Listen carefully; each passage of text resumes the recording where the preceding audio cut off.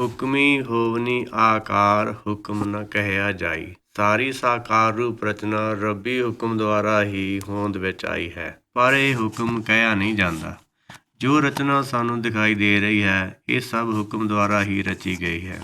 ਹੁਣ ਦੇਖਣਾ ਹੈ ਕਿ ਹੁਕਮ ਕਿਸ ਨੇ ਦਿੱਤਾ, ਕਿਸ ਨੂੰ ਦਿੱਤਾ। ਜਿਵੇਂ ਕਿ ਅਸੀਂ ਦੇਖਦੇ ਹਾਂ, ਕਿਸੇ ਵੀ ਕੰਮ ਕਰਨ ਵਿੱਚ ਬੁੱਧੀ ਦੀ, ਅਕਲ ਦੀ ਲੋੜ ਹੈ। ਜਦੋਂ ਅਸੀਂ ਕੋਈ ਕੰਮ ਕਰਦੇ ਹਾਂ ਜਾਂ ਕਰਨਾ ਚਾਹੁੰਦੇ ਹਾਂ ਤਾਂ ਮਨੁੱਖੀ ਮਨ ਬੁੱਧੀ ਨੂੰ ਹੁਕਮ ਕਰਦਾ ਹੈ ਅਤੇ ਬੁੱਧੀ ਉਸ ਦਾ ਹੁਕਮ ਮੰਨ ਕੇ ਸਰੀਰ ਨੂੰ ਦਿਮਾਗ ਰਾਹੀਂ ਹਰਕਤ ਵਿੱਚ ਆਉਣ ਲਈ ਪ੍ਰੇਰਦੀ ਹੈ। ਗੁਰਬਾਣੀ ਦਾ ਫਰਮਾਨ ਹੈ, ਮਨ ਕਾ ਕਹਿਆ ਮਨਸਾ ਕਰੇ। ਤਾਂ ਇਸ ਤੋਂ ਸਿੱਟਾ ਨਿਕਲਿਆ ਕਿ ਬੁੱਧੀ ਹੈ ਤਾਂ ਗਿਆਨ ਸਰੂਪ ਮਨ ਦੇ ਅਧੀਨ, ਪਰ ਕੰਮ ਸਾਰਾ ਸਰੀਰ ਤੋਂ ਇਹਦੇ ਰਾਹੀਂ ਹੀ ਕਰਵਾਇਆ ਜਾਂਦਾ ਹੈ। ਭਾਵੇਂ ਹਰ ਕੰਮ ਤਾਂ ਬੁੱਧੀ ਰਾਹੀਂ ਹੀ ਕੀਤਾ ਜਾਂਦਾ ਹੈ, ਪਰ ਇਹਦੇ ਪਿੱਛੇ ਗਿਆਨ ਮਨ ਦਾ ਹੀ ਕੰਮ ਕਰਦਾ ਹੈ।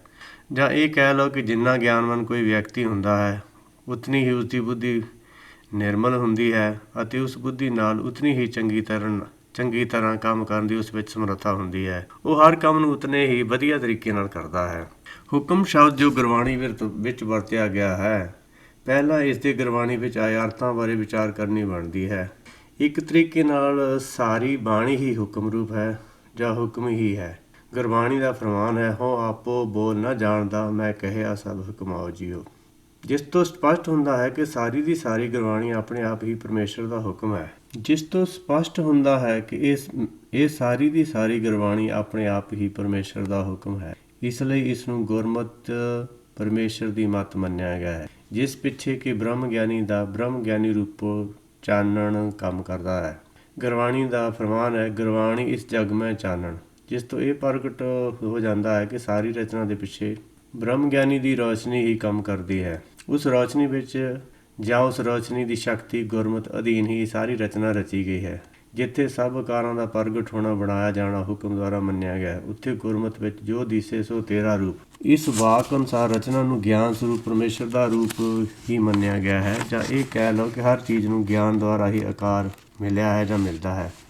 ਇਸ ਤਰੀਕੇ ਨਾਲ ਉਹ ਆਕਾਰ ਉਸੇ ਹੀ ਨਿਰਾਕਾਰ ਗਿਆਨ ਦਾ ਪ੍ਰਗਟ ਸਰੂਪ ਹੁੰਦਾ ਹੈ, ਜਿਸ ਗਿਆਨ ਨੇ ਉਸ ਨੂੰ ਬਣਾਇਆ ਹੁੰਦਾ ਹੈ। ਇਹ ਗੱਲ ਗੁਰੂ ਜੀ ਹੁਕਮੀ ਹੋਵਨ ਆਕਾਰ ਕਹਿ ਕੇ ਸਮਝਾ ਰਹੇ ਹਨ। ਸੰਸਾਰ ਵਿੱਚ ਕਿਸੇ ਕਿਸਮ ਦਾ ਹੁਕਮ ਬੋਲ ਕੇ ਸੁਣਾਇਆ ਜਾਂਦਾ ਹੈ। ਇਸ ਲਈ ਸਤਿਗੁਰੂ ਜੀ ਸੰਸਾਰੀ ਹੁਕਮ ਤੋਂ ਅਲੱਗ ਕਿਸਮ ਦਾ ਹੁਕਮ ਇਸ ਇਲਾਹੀ ਹੁਕਮ ਨੂੰ ਕਹਿ ਕੇ ਦੱਸਣਾ ਚਾਹੁੰਦੇ ਹਨ। ਇੱਕ ਇਲਾਹੀ ਹੁਕਮ ਨੂੰ ਕਹਿ ਕੇ ਇਹ ਦੱਸਣਾ ਚਾਹੁੰਦੇ ਹਨ ਕਿ ਜਿਸ ਤਰੀਕੇ ਨਾਲ ਸੰਸਾਰ ਵਿੱਚ ਬੋਲ ਕੇ ਹੁਕਮ ਪ੍ਰਗਟ ਕਰਨੇ ਪੈਂਦੇ ਹਨ, ਇਸੇ ਤਰੀਕੇ ਨਾਲ ਇਹ ਰੱਬੀ ਹੁਕਮ ਕਹਿਆ ਭਾਵ ਬੋਲਿਆ ਨਹੀਂ ਜਾਂਦਾ। ਕਿਉਂਕਿ ਪਹਿਲੀ ਗੱਲ ਤਾਂ ਇਹ ਕਿ ਹਾਕਮ ਜੋ ਹੁਕਮ ਦਿੰਦਾ ਹੈ ਉਹ ਦੇਹਧਾਰੀ ਨਹੀਂ ਹੈ। ਦੂਸਰੀ ਗੱਲ ਇਹ ਕਿ ਸੰਸਾਰੀ ਸ਼ਬਦ ਆਵਾਜ਼ ਪੈਦਾ ਕਰਨ ਲਈ ਘੱਟੋ ਘੱਟ ਦੋ ਤੱਤ ਜਾਂ ਦੋ ਚੀਜ਼ਾਂ ਦੀ ਜ਼ਰੂਰਤ ਪੈਂਦੀ ਹੈ। ਦੋ ਚੀਜ਼ਾਂ ਜਾਂ ਵਸਤਾਂ ਦੇ ਆਪਸ ਵਿੱਚ ਟਕਰਾਓ ਤੋਂ ਬਿਨਾਂ ਆਵਾਜ਼ ਪੈਦਾ ਹੀ ਨਹੀਂ ਹੁੰਦੀ। ਗੁਰਬਾਣੀ ਵਿੱਚ ਆਇਆ ਹੈ ਕਿ ਬੋਲੇ ਪਵਨਾ ਗਗਨ ਗਰਜੈ, ਨਾਨਕ ਨਿਹਚਲ ਮਿਲਣ ਸਹਿਜੇ। ਭਾਵ ਇਹ ਹੈ ਕਿ ਸੰਸਾਰ ਵਿੱਚ ਆਵਾਜ਼ ਉਦੋਂ ਪੈਦਾ ਹੁੰਦੀ ਹੈ ਜਿਹੜੀ ਕੰਨਾਂ ਦੀ ਪਕੜ ਵਿੱਚ ਆਉਣ ਵਾਲੀ ਹੈ, ਜਦੋਂ ਸਾਚੇ ਪਰਮੇਸ਼ਰ ਤੋਂ ਪਵਨਾ ਭਇਆ। ਭਾਵ ਪਰਮੇਸ਼ਰ ਨੇ ਹਵਾ ਨੂੰ ਪੈਦਾ ਕੀਤਾ ਅਤੇ ਹਵਾ ਔਰ ਗਗਨ ਭਾਵ ਆਕਾਸ਼ ਦੇ ਮੇਲ ਤੋਂ ਆਵਾਜ਼ ਪੈਦਾ ਹੋਈ ਹੈ। ਹੁਣ ਜਿੱਥੇ ਹੋਵੇ ਹੀ ਕੇਵਲ ਨਿਰਾਕਾਰ ਸਰੂਪ, ਮਾਇਆ ਤੋਂ ਰਹਿਤ, ਪੰਜਾਂ ਤੱਤਾਂ ਤੋਂ ਰਹਿਤ, ਕੇਵਲ ਇੱਕ ਹੀ ਨਾਮ ਨਿਰੰਜਨ ਨਿਰਾਕਾਰ, ਉੱਥੇ ਐਸੀ ਆਵਾਜ਼ ਪੈਦਾ ਹੋ ਹੀ ਨਹੀਂ ਸਕਦੀ ਜਿਹੜੀ ਕੰਨਾਂ ਦੀ ਪਕੜ ਵਿੱਚ ਆ ਸਕੇ। ਇਸ ਲਈ ਨਿਰਾਕਾਰ ਦਾ ਸ਼ਬਦ ਜਾਂ ਹੁਕਮ ਤਾਂ ਕੰਨਾਂ ਨਾਲ ਸੁਣਿਆ ਨਹੀਂ ਜਾ ਸਕਦਾ, ਨਾ ਨਿਰਾਕਾਰ ਨੂੰ ਅੱਖਾਂ ਨਾਲ ਵੇਖਿਆ ਜਾ ਸਕਦਾ ਹੈ। ਗੁਰਬਾਣੀ ਦਾ ਫਰਮਾਨ ਹੈ, ਅੱਖਾਂ ਬਾਝੋਂ ਦੇਖਣਾ ਬਿਨ ਕੰਨਾਂ ਸੁਣਨਾ, ਪੈਰਾਂ ਬਾਝੋਂ ਚੱਲਣਾ ਬਿਨ ਹੱਥਾਂ ਕਰਨਾ, ਜੇਬਾ ਬਾਝੋਂ ਬੋਲਣਾ ਇਉਂ ਜੀਵਤ ਮਰਨਾ, ਨਾਨਕ ਹੁਕਮ ਪਛਾਣ ਕੇ ਤਉ ਖਸਮੇ ਮਿਲਣਾ। ਤਾਂ ਹੁਣ ਇਹ ਗੱਲ ਸਾਫ਼ ਸਪਸ਼ਟ ਹੋ ਜਾਂਦੀ ਕਿ ਰੱਬੀ ਹੁਕਮ ਕੋਈ ਐਸਾ ਹੁਕਮ ਨਹੀਂ ਜਿਸ ਨੂੰ ਕੋਈ ਵਿਅਕਤੀ ਜਾਂ ਕੁਝ ਵਿਅਕਤੀ ਬੋਲ ਰਹੇ ਹੋਣ। ਉਸ ਬੋਲੇ ਹੋਏ ਹੁਕਮ ਅਧੀਨ ਹੀ ਇਹ ਸਾਰੀ ਸ੍ਰਿਸ਼ਟੀ ਦਾ ਕਾਰੋਬਾਰ ਚੱਲ ਰਿਹਾ ਹੈ। ਪਰਮੇਸ਼ਰ ਤਾਂ ਹਰ ਇੱਕ ਜੀਵ ਨੂੰ ਮਨ ਦੇ ਅੰਦਰ ਆਪ ਹੀ ਮੌਜੂਦ ਹੈ, ਆਪ ਹੀ ਵਸਦਾ ਹੈ। ਜਿਵੇਂ ਗੁਰਬਾਣੀ ਦਾ ਵਾਕ ਹੈ, ਮਨ ਮੈਂ ਆਪ ਮਨ ਆਪਣੇ ਮਾਹੇ। ਇਸ ਤਰੀਕੇ ਨਾਲ ਹਰ ਮਨ ਦਾ ਉਸ ਨਾਲ ਜੁੜਿਆ ਹੋਣਾ ਜ਼ਰੂਰੀ ਹੈ। ਉਹ ਆਪ ਹੀ ਅੰਦਰੋਂ ਪ੍ਰੇਰ ਕੇ ਮਨ ਤੋਂ ਬੁੱਧੀ ਦੁਆਰਾ ਹਰ ਇੱਕ ਕੰਮ ਕਰਵਾ ਰਿਹਾ ਹੈ। ਪਰ ਇਹ ਅਲੱਗ ਗੱਲ ਹੈ ਕਿ ਉਸਨੇ ਜੀਵ ਨੂੰ ਭਰਮ ਭੁਲਾਇਆ ਹੋਇਆ ਹੈ, ਉਸਨੇ ਹੀ ਜੀਵਾਂ ਨੂੰ ਭਗਤੀ ਲਾਇਆ ਹੈ। ਇੱਕ ਭਰਮ ਭੁਲਾਏ ਇੱਕ ਭਗਤੀ ਰਾਤੇ, ਤੇਰਾ ਖੇਲ ਅਪਾਰਾ ਜੀਓ, ਗੁਰਬਾਣੀ ਦਾ ਵਾਕ ਹੈ। ਇਸ ਤੋਂ ਹੋਰ ਵੀ ਸਾਫ਼ ਹੋ ਜਾਂਦਾ ਹੈ ਕਿ ਉਸ ਦਾ ਹੁਕਮ ਹੀ ਮਨ ਨੂੰ ਪ੍ਰੇਰਣਾ ਕਰਦਾ ਹੈ ਅਤੇ ਸਿੱਧਾ ਮਨ ਨਾਲ ਸੰਬੰਧ ਹੈ। ਮਨ ਅਤੇ ਪਰਮੇਸ਼ਰ ਦੇ ਵਿਚਕਾਰ, ਜਾਂ ਇਹ ਕਹਿ ਲਓ ਕਿ ਮਨ ਤੱਕ ਪਰਮੇਸ਼ਰ ਦਾ ਹੁਕਮ ਪਹੁੰਚਾਉਣ ਲਈ ਖਾਤਰ ਸਰੀਰ ਦੇ ਕੰਨਾਂ ਦੀ ਜਾਂ ਕਿਸੇ ਹੋਰ ਗਿਆਨ ਇੰਦਰੀ ਦੀ ਕੋਈ ਲੋੜ ਨਹੀਂ, ਜਦ ਕਿ ਹੋਰ ਦੁਨਿਆਵੀ ਸੰਦੇਸ਼ ਮਨ ਤੱਕ ਪਹੁੰਚਾਉਣ ਖਾਤਰ ਸਰੀਰ ਦੇ ਕਿਸੇ ਨਾ ਕਿਸੇ ਗਿਆਨ ਇੰਦਰੀ ਦੀ ਲੋੜ ਜ਼ਰੂਰੀ ਹੁੰਦੀ ਹੈ। ਸੋ ਹੁਕਮੀ ਹੋਵਨ ਆਕਾਰ, ਇਸ ਤੋਂ ਇਹ ਪਤਾ ਲੱਗਦਾ ਹੈ ਕਿ ਜਿੰਨੇ ਵੀ ਆਕਾਰ ਬਣੇ ਹਨ ਇਹ ਆਤਮਾ ਦੀ ਇੱਛਾ ਦੇ ਕਾਰਨ ਬਣੇ ਹਨ ਅਤੇ ਇਸ ਨੂੰ ਪਰਮੇਸ਼ਰ ਦੇ ਹੁਕਮ ਦੁਆਰਾ ਸਾਕਾਰ ਰੂਪ ਦਿੱਤਾ ਗਿਆ ਹੈ। ਜਿਸ ਤਰ੍ਹਾਂ ਹੀ ਜਿੰਨਾ ਚਿਰ ਆਪਣੇ ਅੰਦਰ ਇੱਛਾਵਾਂ ਹਨ ਉਹਨਾਂ ਚਿਰ ਇਹ ਜਿਹੜੀ ਆਤਮਾ ਹੈ ਜਨਮ ਮਰਨ ਦੇ ਚੱਕਰ ਵਿੱਚ ਫਸੀ ਰਹਿੰਦੀ ਹੈ। ਜਦੋਂ ਇਹਦੀਆਂ ਜਿਹੜੀਆਂ ਇੱਛਾਵਾਂ ਪੂਰੀਆਂ ਹੋ ਜਾਂਦੀਆਂ ਅਤੇ ਸੱਚ ਦਾ ਗਿਆਨ ਲੈਣਾ ਸ਼ੁਰੂ ਕਰ ਦਿੰਦੀ, ਸੱਚ ਦਾ ਗਿਆਨ ਲੈ ਲੈਂਦੀ ਹੈ, ਤਾਂ ਇਹ ਜਨਮ ਮਰਨ ਦੇ ਚੱਕਰ 'ਚੋਂ ਬਾਹਰ ਨਿਕਲ ਜਾਂਦੀ ਹੈ। ਗੁਰਬਾਣੀ ਦਾ ਗੁਰਵਾਕ ਹੈ, ਜਬ ਚਾਹਤ ਹੈ ਆਤਮਾ ਇੱਕ ਤੇ ਭਇਓ ਅਨੇਕ, ਅਨਕ ਭਾਤ ਪਸਰਤ ਜਗਤ ਮੈਂ ਬਹੁਰ ਏਕੋ ਏਕ।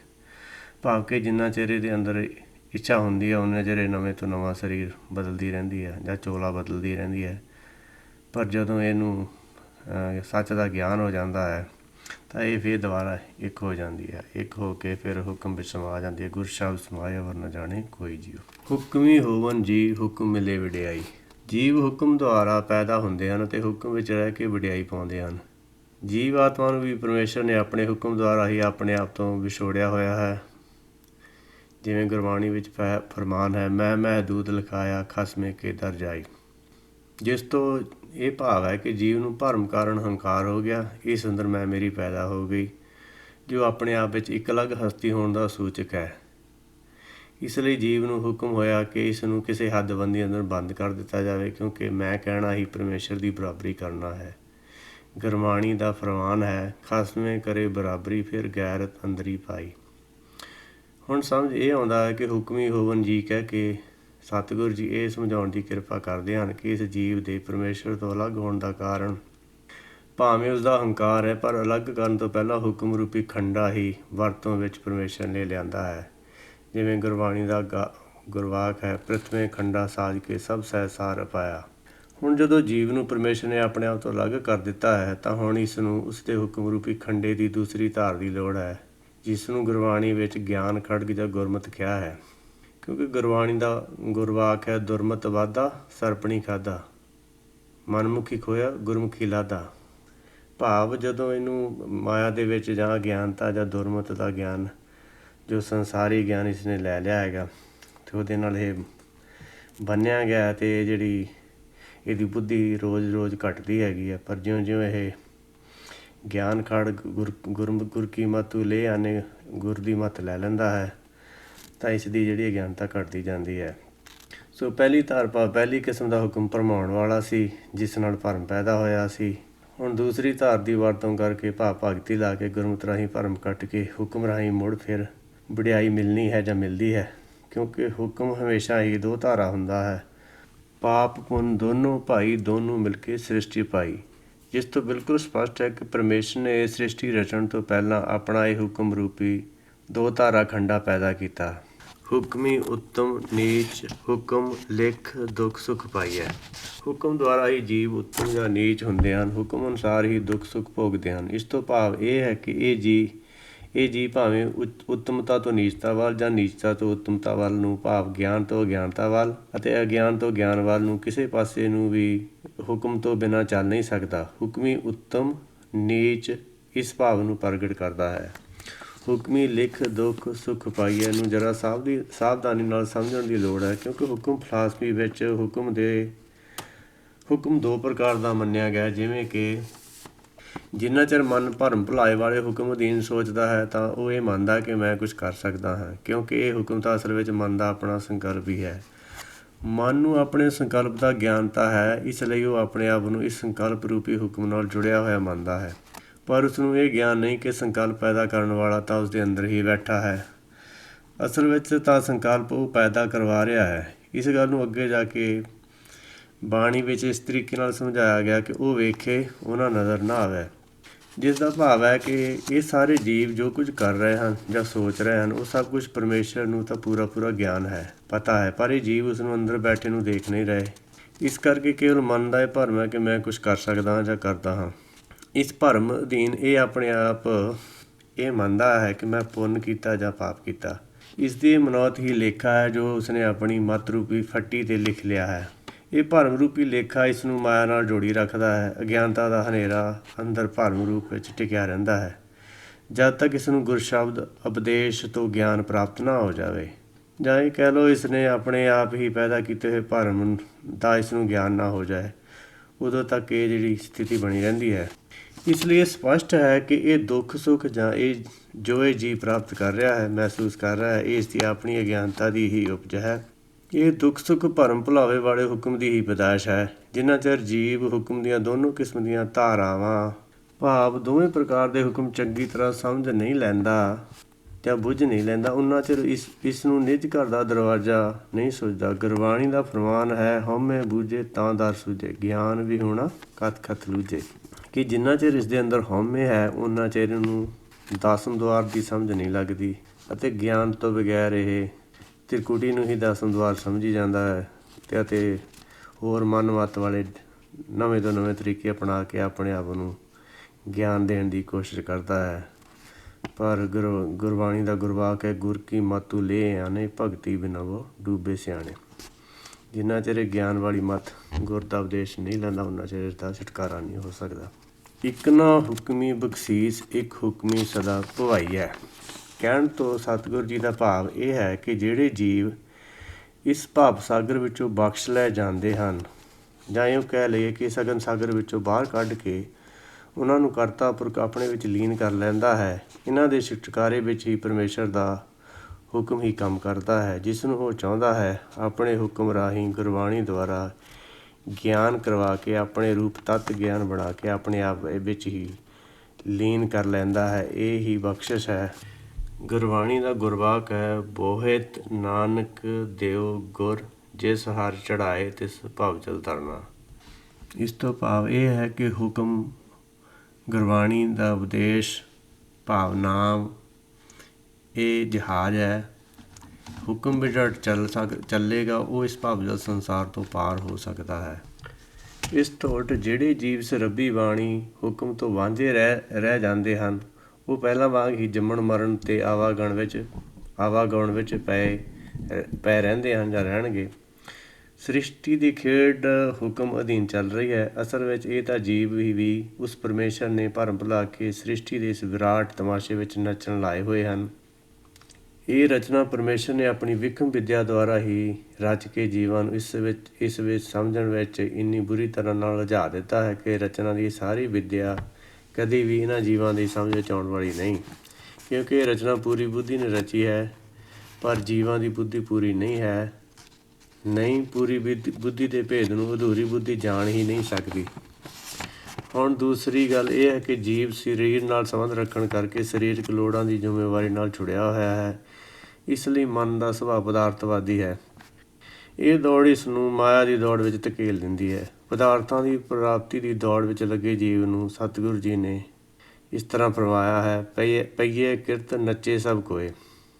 ਆਖਦੇ ਹਨ ਸਤਿਗੁਰੂ ਜੀ, ਪਦਾਰਥਾਂ ਦੀ ਦੌੜ ਕਾਰਨ ਕਿਰਤ ਵਿੱਚ ਪਏ ਹੋਏ ਇਹਨਾਂ ਜੀਵਾਂ ਨੂੰ ਉਸ ਰਿਛ ਵਾਂਗੂ ਨੱਚਦੇ ਵੇਖਦੇ ਹਨ ਜਿਸ ਦੇ ਨੱਕ ਵਿੱਚ ਨੱਥ ਪਈ ਹੋਈ ਹੈ ਅਤੇ ਉਸ ਨੱਥ ਦੀ ਰੱਸੀ ਉਸ ਰਿਛ ਦੇ ਮਾਲਕ ਦੇ ਹੱਥ ਵਿੱਚ ਹੋਵੇ, ਫਿਰ ਉਹ ਆਪਣੇ ਹੁਕਮ ਡੰਡੇ ਨਾਲ ਉਸ ਰਿਛ ਨੂੰ ਨਚਾ ਰਿਹਾ ਹੋਵੇ। ਠੀਕ ਇਸੇ ਤਰ੍ਹਾਂ ਇਹਨਾਂ ਭਰਮ ਭੁਲਾਏ ਹੋਏ ਨੱਚਦੇ ਲੋਕਾਂ ਨੂੰ ਹੀ ਸਤਿਗੁਰੂ ਜੀ ਨੇ ਇੱਕ ਹੁਕਮੀ ਸਦਾ ਭੁਆਈਏ ਕਿਹਾ ਹੈ। ਜਿਵੇਂ ਗੁਰਬਾਣੀ ਦਾ ਵੀ ਗੁਰਵਾਕ ਹੈ, ਕਾਠ ਕੀ ਪੁਤਰੀ ਕਹਾ ਕਰੈ ਬਪਰੀ, ਖਿਲਾਵਨ ਹਾਰੋ ਜਾਣੈ, ਜੈਸਾ ਭੇਖ ਕਰਾਵੇ ਬਾਜੀਗਰ, ਉਹ ਤੈਸੋ ਹੀ ਸਾ ਜਾਣੇ। ਭਾਵ ਜਿਵੇਂ ਜਿਵੇਂ ਪਰਮੇਸ਼ਰ ਦਾ ਹੁਕਮ ਹੈ ਉਵੇਂ ਜੀਵ ਇਸ ਚੱਕਰ ਵਿੱਚ ਫਸੇ ਹੋਏ ਹਨ। ਹੁਕਮੇ ਅੰਦਰੀ ਸਭ ਕੋ, ਬਾਹਰੀ ਹੁਕਮ ਨਾ ਕੋਏ। ਉਪਰੋਕਤ ਵਿਚਾਰ ਤੋਂ ਇਹ ਸਿੱਧ ਹੋ ਗਿਆ ਕਿ ਐਸਾ ਕੋਈ ਵੀ ਜੀਵ ਨਹੀਂ ਜਾਂ ਐਸਾ ਕੁਝ ਵੀ ਨਹੀਂ ਇਸ ਰਚਨਾ ਅੰਦਰ ਜੋ ਪਰਮੇਸ਼ਰ ਦੇ ਹੁਕਮ ਅਧੀਨ ਨਾ ਚੱਲਦਾ ਹੋਵੇ। ਸਭ ਕੁਝ ਹੁਕਮ ਦੇ ਅੰਦਰ ਹੀ ਹੋ ਰਿਹਾ ਹੈ। ਜੀਵ ਤਾਂ ਕਿ ਪੌਣ ਪਾਣੀ, ਧਰਤੀ, ਚੰਨ, ਸੂਰਜ, ਤਾਰੇ ਸਾਰੇ ਦੇ ਸਾਰੇ ਹੁਕਮ ਤੋਂ ਦਿਸ਼ਾ ਨਿਰਦੇਸ਼ ਪ੍ਰਾਪਤ ਕਰ ਰਹੇ ਹਨ। ਸੰਸਾਰ ਵਿੱਚ ਐਸਾ ਕੁਝ ਵੀ ਨਹੀਂ ਜੋ ਪਰਮੇਸ਼ਰ ਦੇ ਹੁਕਮ ਤੋਂ ਆਕੀ ਹੋਵੇ। ਨਾਨਕ ਹੁਕਮੈ ਜੇ ਬੁਝੈ ਤਾਂ ਹਉਮੈ ਕਹੈ ਨ ਕੋਇ। ਪੌੜੀ ਦੇ ਅੰਤ ਵਿੱਚ ਸਿੱਟੇ ਵਜੋਂ ਸਤਿਗੁਰੂ ਜੀ ਹੁਕਮ ਤੇ ਕਰਮੀ ਮਨਾਂ ਦਾ ਫਰਕ ਕੇਵਲ ਇਸੇ ਗੱਲ ਵਿੱਚ ਦੱਸਦੇ ਹਨ ਕਿ ਜੀਵ ਕੇਵਲ ਉਨਾ ਚਿਰ ਹੀ ਕਰਮ ਫਿਲਾਸਫੀ ਕਰਮ ਵਿਚਾਰਧਾਰਾ ਨਾਲ ਜੁੜਿਆ ਰਹਿੰਦਾ ਹੈ ਜਿੰਨਾ ਚਿਰ ਉਸਨੂੰ ਹੁਕਮ ਦੀ ਸਮਝ ਨਹੀਂ ਪੈਂਦੀ। ਪਰ ਗਿਆਨ ਹੋ ਜਾਣ ਪਿੱਛੋਂ ਤਾਂ ਭਰਮ ਦਾ ਨਾਸ ਹੋ ਜਾਂਦਾ ਹੈ। ਭਰਮ ਦੇ ਨਾਸ ਨਾਲ ਹੀ ਕਰਮ ਫਿਲਾਸਫੀ ਦਾ ਨਾਸ ਹੈ। ਗਿਆਨ ਪਿਆ ਤਾਂ ਕਰਮੇ ਨਾਸ, ਜਿਸ ਦਾ ਭਾਵ ਇਹ ਹੈ ਕਿ ਕੇਵਲ ਭਰਮ ਕਰਕੇ ਹੀ ਜੀਵ ਆਪਣਾ ਵਜੂਦ ਕਰਤੇ ਪੁਰਖ ਤੋਂ ਵੱਖਰਾ ਮੰਨਦਾ ਹੈ। ਆਪਣੀ ਹਸਤੀ ਵੱਖਰੀ ਸਮਝਣੀ ਹੀ ਹਉਮੈ ਦਾ ਕਾਰਨ ਹੈ। ਹਉਮੈ ਕਰਕੇ ਹੀ ਜੀਵ ਮੈਂ ਕੁਛ ਕਰਦਾ ਜਾਂ ਮੈਂ ਕੁਛ ਕਰ ਸਕਦਾ ਹਾਂ ਕਹਿੰਦਾ ਹੈ। ਪਰ ਜਦੋਂ ਭਰਮ ਦਾ ਨਾਸ ਹੋ ਗਿਆ, ਜੜ ਹੀ ਨਾ ਰਹੀ ਤਾਂ ਉੱਪਰ ਪੇੜ ਕਿਵੇਂ ਰਹਿ ਸਕਦਾ ਹੈ। ਭਰਮ ਦੇ ਨਾਸ ਵਿੱਚ ਹੀ ਹਉਮੈ ਦਾ ਨਾਸ ਹੈ। ਹਉਮੈ ਦੇ ਨਾਸ ਵਿੱਚ ਹੀ ਕਰਮ ਦਾ ਨਾਸ ਹੈ। ਕਹਿਣ ਦਾ ਭਾਵ ਕਿ ਹੁਕਮ ਬੁੱਝਣ ਪਿੱਛੋਂ ਹੀ ਜੋ ਗਿਆਨ ਪ੍ਰਾਪਤ ਹੋਇਆ ਉਸਨੇ ਹਉਮੈ ਰੋਗ ਦੀ ਜੜ ਭਰਮ ਦਾ ਹੀ ਨਾਸ ਕਰ ਦਿੱਤਾ ਹੈ। ਗੁਰਬਾਣੀ ਦਾ ਗੁਰਵਾਕ ਹੈ, ਗੁਰ ਤੇ ਦੀਸੇ ਸੋ ਤਿਸਹੀ ਮਾਹੇ, ਮਨਮੁਖ ਭੂਲੇ ਆਵੈ ਜਾਹੇ। ਭਾਵ ਗਿਆਨ ਤੋਂ ਬਗੈਰ ਇਹ ਪਤਾ ਨਹੀਂ ਲੱਗਦਾ ਕਿ ਸਭ ਕੁਛ ਘਰ ਮੇਂ ਬਾਹਰ ਕਿਛ ਨਾਹੀ। ਮਨਮੁਖ ਇਸ ਲਈ ਜਿਹੜਾ ਮਨ ਦੀ ਮੱਤ ਪਿੱਛੇ ਚੱਲਣ ਵਾਲਾ ਇਨਸਾਨ ਹੈ ਜਾਂ ਜੀਵ ਹੈ, ਉਹ ਭੁੱਲਿਆ ਬਾਹਰ ਲੱਭਦਾ ਫਿਰਦਾ ਹੈ। ਇਸ ਲਈ ਸਤਿਗੁਰੂ ਜੀ ਕਹਿੰਦੇ ਹਨ ਕਿ ਹੇ ਜੀਵ, ਜੇ ਤੂੰ ਹੁਕਮ ਬੁੱਝ ਲਵੇਂ ਜਾਂ ਬਾਣੀ ਨੂੰ ਸਮਝ ਲਵੇਂ ਤਾਂ ਤੂੰ ਹਉਮੈ ਕਹਿਣਾ ਆਪਣੇ ਆਪ ਹੀ ਤਿਆਗ ਦੇਵੇਂਗਾ। ਹਉਮੈ ਦਾ ਤਿਆਗ ਹੀ ਨਿਜ ਸਰੂਪ ਦੀ ਪ੍ਰਾਪਤੀ ਤੇ ਵਿਲੀਨਤਾ ਹੈ। ਸੋ ਜਿੰਨਾ ਚਿਰ ਹਉਮੈ ਨੂੰ ਬੁੱਝਦਾ ਨਹੀਂ ਉਨਾ ਚਿਰ ਇਹਦਾ ਛੁਟਕਾਰਾ ਨਹੀਂ ਹੋ ਸਕਦਾ। ਗੁਰਬਾਣੀ ਦਾ ਫਰਮਾਨ ਹੈ, ਨਾ ਮਨ ਤੋਹੇ ਨਾ ਤਨ ਤੋਹੇ, ਮਾਇਆ ਮੋਹ ਵਿਆਪਿਆ ਧੋ। ਸੋ ਇਸ ਤੋਂ ਵੀ ਇਹੀ ਪਤਾ ਲੱਗਦਾ ਹੈ ਕਿ ਹਉਮੈ ਜਾਂ ਮਨ ਕੋਈ ਚੀਜ਼ ਹੁੰਦੀ ਨਹੀਂ ਹੈਗੀ ਆ, ਪਰ ਇਹਨੇ ਸਮਝ ਲਿਆ ਹੈਗਾ ਆਪਣੇ ਆਪ ਨੂੰ ਕਿ ਮੇਰੀ ਹੋਂਦ ਹੈ। ਜਿੰਨਾ ਚਿਰ ਇਹ ਹੋਂਦ ਕਾਹਦੀ ਹੈਗੀ, ਅਗਿਆਨਤਾ ਦੀ ਹੋਂਦ ਹੈਗੀ, ਭਰਮ ਦੀ ਹੋਂਦ ਹੈਗੀ। ਜਿੰਨਾ ਚਿਰ ਇਸ ਚੀਜ਼ ਨੂੰ ਸਮਝਦਾ ਨਹੀਂ ਉਨਾ ਚਿਰ ਇਸ ਦਾ ਛੁਟਕਾਰਾ ਨਹੀਂ ਹੋ ਸਕਦਾ। ਜਦੋਂ ਇਸ ਨੂੰ ਇਸਦੀ ਸਮਝ ਆ ਜਾਂਦੀ ਹੈ ਅਤੇ ਇਹ ਆਪਣੇ ਆਪ ਭਾਵ ਕਿ ਮੈਂ ਕੁਛ ਕਰ ਸਕਦਾ ਹਾਂ ਜਾਂ ਮੈਂ ਦੀ ਇੱਛਾ ਜਿਹੜੀ ਹੈਗੀ ਉਹ ਤਿਆਗ ਦਿੰਦਾ ਹੈ। ਅਤੇ ਜਿਵੇਂ ਕਿ ਗੁਰਬਾਣੀ ਦਾ ਵਾਕ ਹੈ ਕਿ ਗੁਰ ਕੀ ਮਾਤੂ ਲੈ ਆਨੇ, ਭਗਤੀ ਬਿਨਾ ਬਹੁ ਡੂਬੇ ਸਿਆਣੇ।